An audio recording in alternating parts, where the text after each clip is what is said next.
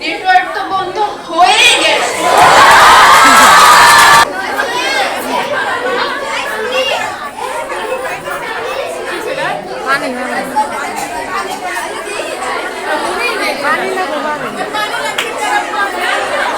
আন্দোলনটি তীব্র পর্যায়ে চলে গেছে। এখন স্টুডেন্টের শুধু একটাই দাবি, এক দফা এক দাবি। হাসিনা তুই কবে যাবি? হাসিনা তুই কবে যাবি? হাসিনা তুই কবে যাবি?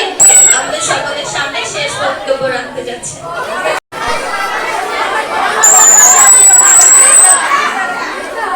এত কিছু করে যখন আমি বাংলাদেশকে একটা পর্যায়ে নিয়ে আসলাম, তখনই তারাই আমাদেরকে এমন ভাবে আঘাত করলো।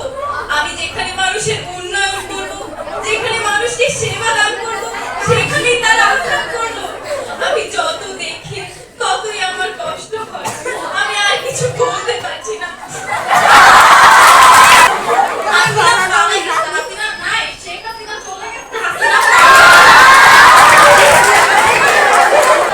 অবশেষে আমরা এত আন্দোলন, যুদ্ধ, মারামারির পরে জয়ী হতে পেরেছি।